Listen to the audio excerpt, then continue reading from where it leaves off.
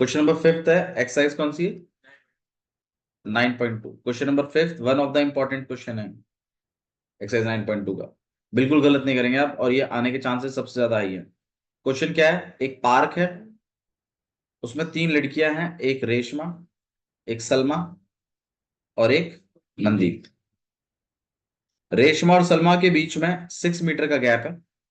Salma and Mandeep के बीच में भी 6 मीटर का गैप है।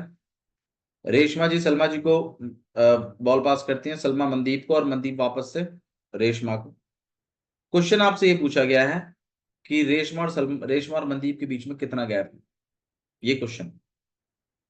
समझ में आया? एक ऐसा पार्क जिसकी रेडियस कितनी है? 5 मीटर।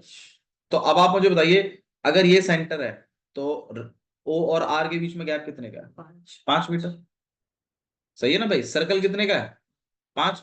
अब सर्कल पे सेंटर से अगर कहीं पर भी टच करोगे आप, तो कितना बैठेगा? वो 5 5 ही तो बैठेगा सारा। तो मैंने ओ से आर को टच किया है, तो ऑब्वियस सी बात है वो भी कितना होगा आपके पास? 5 मीटर। ऐसे ओ से एस की दूरी भी कितनी है? 5 मीटर। हमारा प्लान सुन लीजिए क्या है। मेरा प्लान सिर्फ इसमें एक ही प्लान के तहत मैं काम कर रहा हूं। प्लान मेरा कुछ ऐसा है कि मैं ना सबसे पहले एरिया ऑफ ट्राइंगल निकालने वाला हूं। Area of triangle. Area of triangle निकालने के बाद फिर मैं एरिया ऑफ ट्राइंगल की इक्वेशन यूज करूंगा। एरिया ऑफ ट्राइंगल की इक्वेशन क्या होती है? Half into base into height. ये इक्वेशन होती है एरिया ऑफ ट्राइंगल की। भैया अगर ये इक्वेशन होती है तो फिर ये कैसे निकालोगे? ये वाला कैसे निकालूंगा मैं? हीरोन्स फॉर्मूला से। क्यों? क्योंकि मुझे तीनों साइडें पता है इस ट्राइंगल की।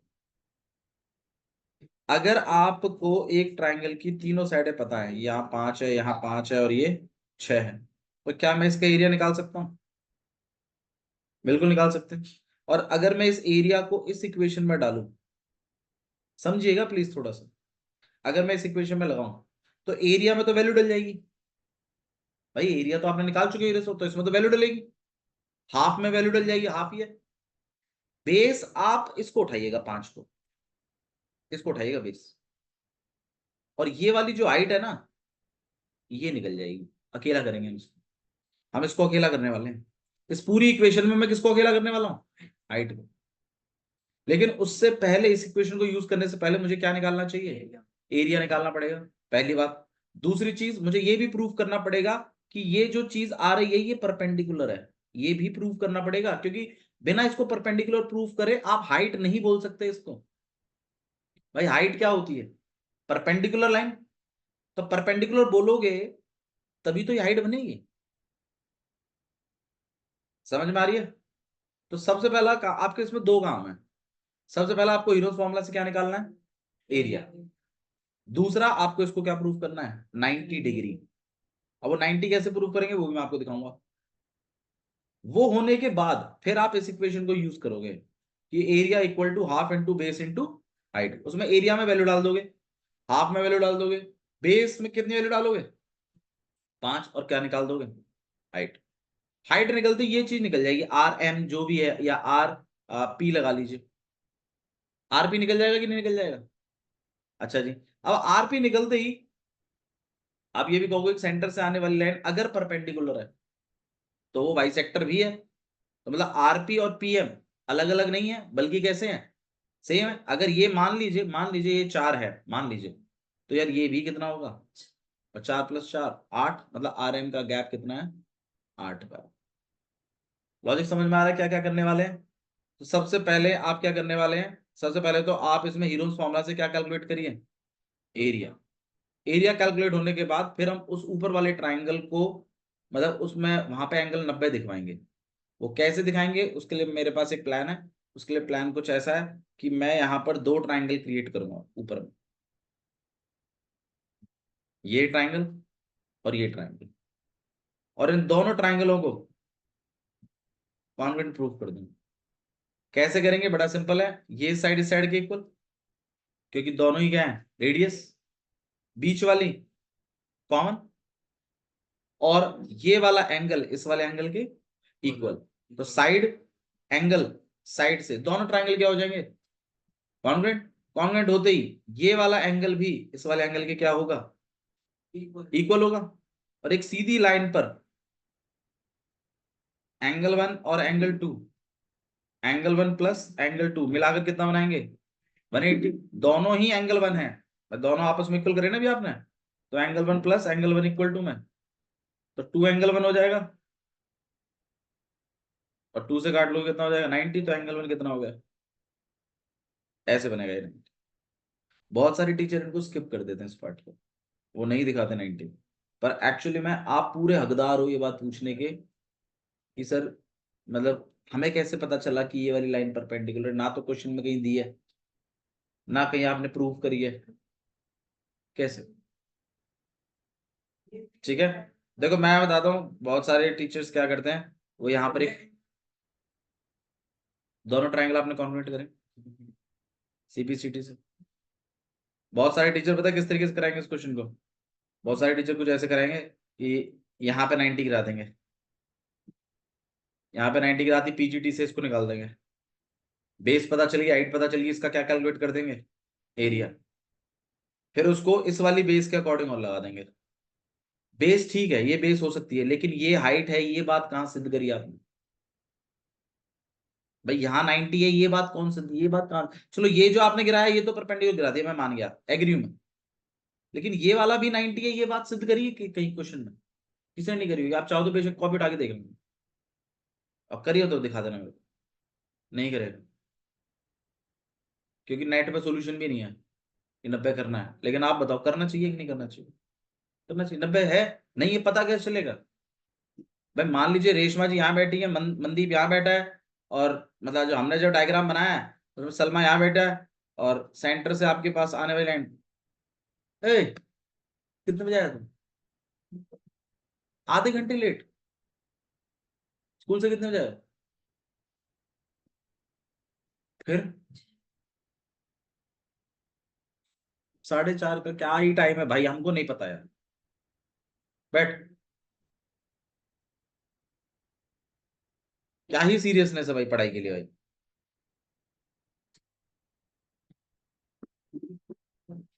बताइए सबसे पहले क्या स्टेप करें भाई, मैंने आपको पूरा हिसाब किताब बता दिया, बताइए सबसे पहला स्टेप क्या करना चाहिए, सबसे पहले हीरोज फॉर्मूला, ठीक है।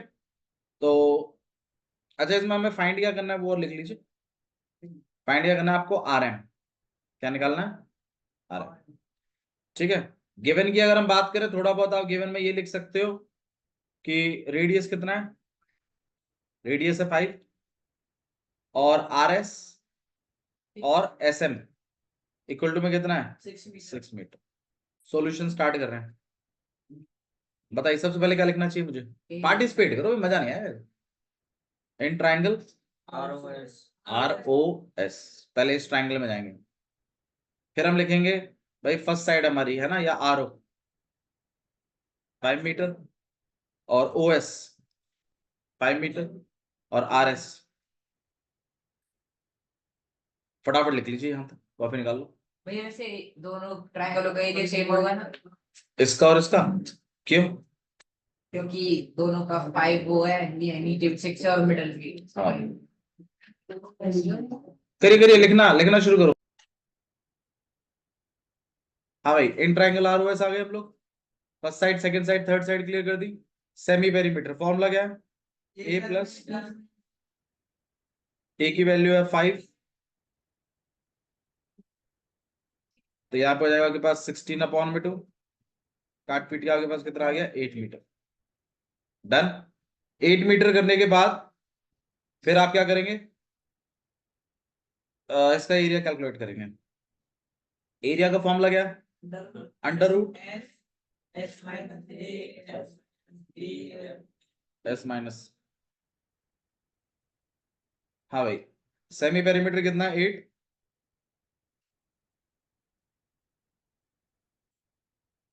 8 - 6, यहाँ पर 8 है, 8 - 5 3, 8 - 5 3, 8 ध्यान रखिएगा पेयरिंग बनानी है आपको, 8 को आप क्या लिख सकते हो 2 × 2 × 2, ये एक पेयरिंग हो गई, ये एक पेयरिंग हो गई, एक पेयरिंग ये हो गई, तो आपके पास रूट मेरे ख्याल से कैंसिल ही हो गया एक तरीके से, 2 × 2 × 3 टू द 4 और यहाँ पे आपके पास 12, तो 12 मीटर स्क्वायर ये एरिया निकला है। सबका आया 12? मयंक नहीं, हीरो फॉर्मूला नहीं है तो कोई बात नहीं, क्या सीधा लगा दिया? कौन सा area? Half into base into height, height के लिए डायरेक्ट इसने वो फॉर्मूला लगा s माइनस ये वाला, फिर एस की वैल्यू क्या डाली? एस जब कैलकुलेट ही नहीं किया तो वैल्यू क्या डाली? ए बी सी तो चलो ठीक है, एस क्या डाला? कैसे? एरिया निकला है। एरिया निकलने के बाद फिर मैंने आपको बताया था, अब इसके बाद ना सबसे पहले आपको यहाँ पे राइट एंगल प्रूव करना है, ये कि ये राइट एंगल है। या फिर आप एक काम कर लीजिए, पहले इन दोनों को ही क्या प्रूव कर लीजिए, कॉन्ग्रुएंट, ये साबित कर दो पहले, जिससे डायरेक्टली आईटी बन जाए डायरेक्टली स्टार्टिंग में। उसके बाद हीरोन से एरिया निकाल कर फिर area equal to half into base into height use कर देना। बोलो कैसे करना है? ऐसे कर देते हैं, आप करवाए कॉन्ग्रुएंट, पहले कॉन्ग्रुएंट कर ले। आइए चलिए पहले कॉन्ग्रुएंट, पहले मतलब ये इस वाले पार्ट को पहले करिएगा, ठीक है। आर ओ यहाँ पे पी नाम दे देते हैं। हाँ जी, तो in triangle are O P and triangle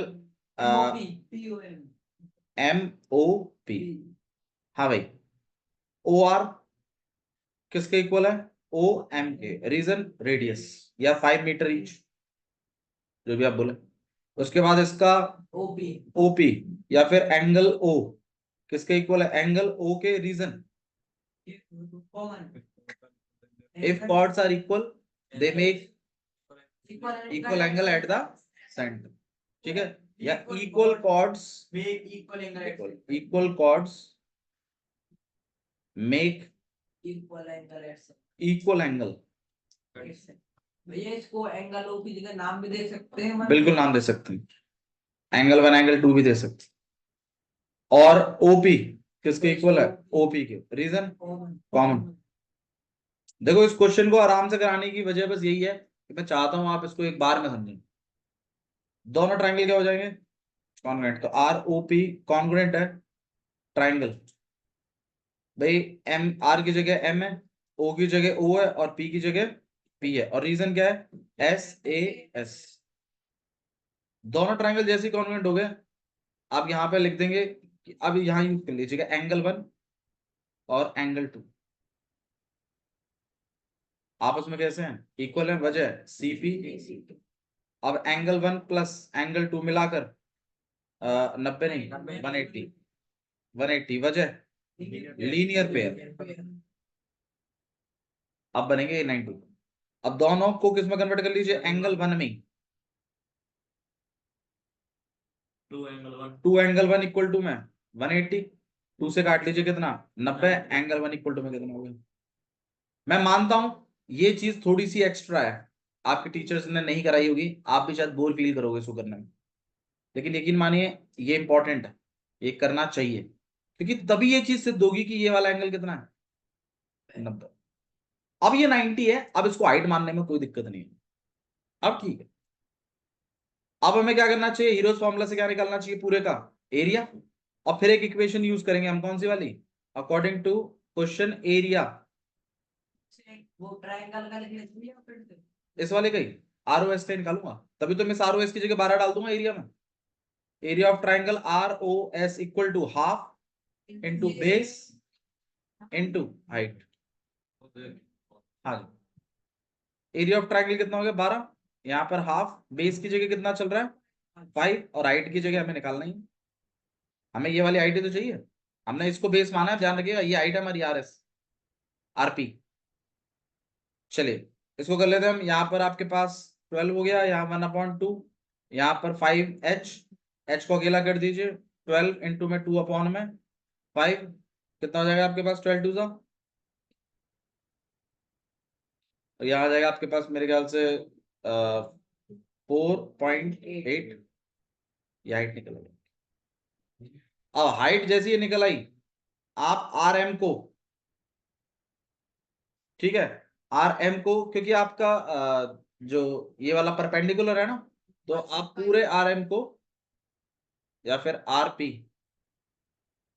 equal to होगा किसके, पी एम के, और रीजन क्या दोगे, perpendicular from centre bisect the,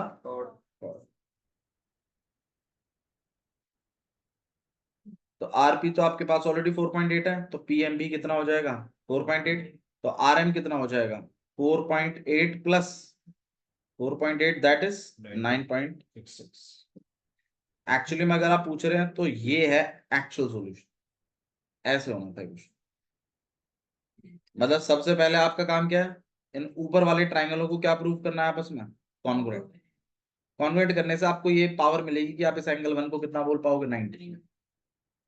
ये करना है, ठीक है। दोनों ट्रायंगल कॉन्ग्रुएंट, कॉन्ग्रुएंट करने के बाद एंगल वन और एंगल टू आपस में कैसे equal, angle one angle two आपस में इक्वल हो गए, दोनों को प्लस करके 180 लीनियर पेयर, दोनों को ही एंगल वन में कन्वर्ट कर लीजिए, तो एंगल वन निकल जाएगा 90।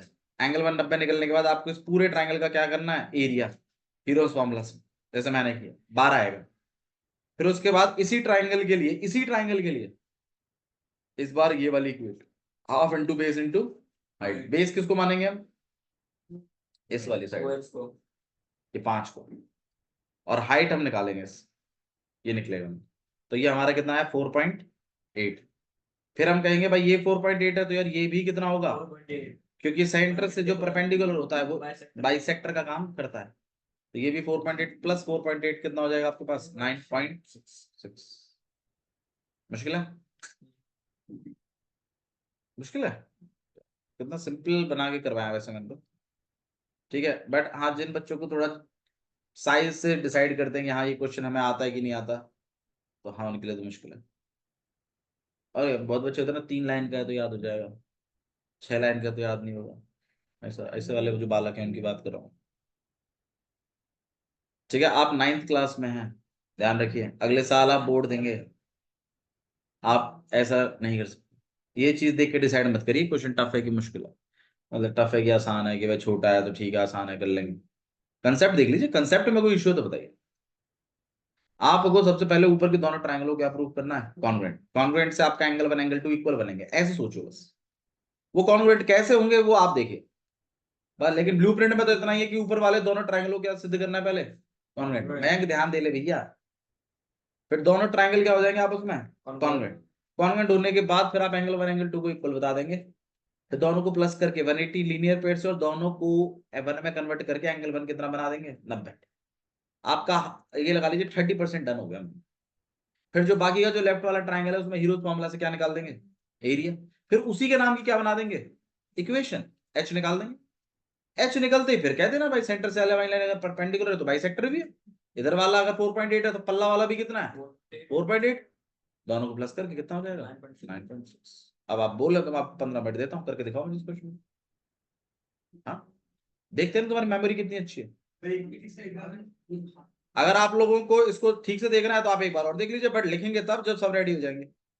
देख लीजिए कोई दिक्कत नहीं मुझे कि क्या क्या किया है मैंने क्वेश्चन में, और मुझे यही क्वेश्चन चाहिए अभी, करके दे सकते हो तो बता।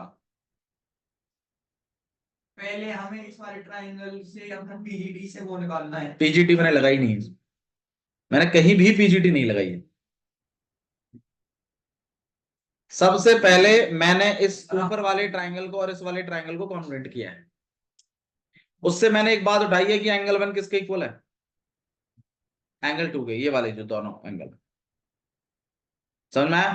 फिर दोनों को मैंने प्लस करके 180 बता दिया, रीजन क्या दे दिया मैंने, लीनियर पेयर। दोनों को मैंने किस में कन्वर्ट कर दिया, एंगल वन में, और एंगल वन से मैंने क्या बना दिया 90। मतलब मेरा हाइट वाला काम हो गया। हाइट वाला काम होते ही फिर मैं आ गया इस लेफ्ट वाले ट्राइंगल में, क्योंकि इसी का खेल है। एक बार तो इसको हीरोज से निकालूंगा और एक बार इसको half into base into height से निकालूंगा। फिर मैंने क्या किया, मेरे को तीनों साइडें पता थी, मैंने हीरोज से क्या निकाल दिया, इसका एरिया। भाई तीनों साइडें पता है, फर्स्ट साइड सेकंड साइड ऐसे निकाल देना, एरिया का फॉर्मूला लगा देना, निकाल देना। ये करने के बाद फिर मैंने क्या किया, इक्वेशन यूज करी, कौन सी वाली, area equal to half into base into height, और उसमें से किसको अकेला कर दिया, एच को। एच मतलब ये निकल आया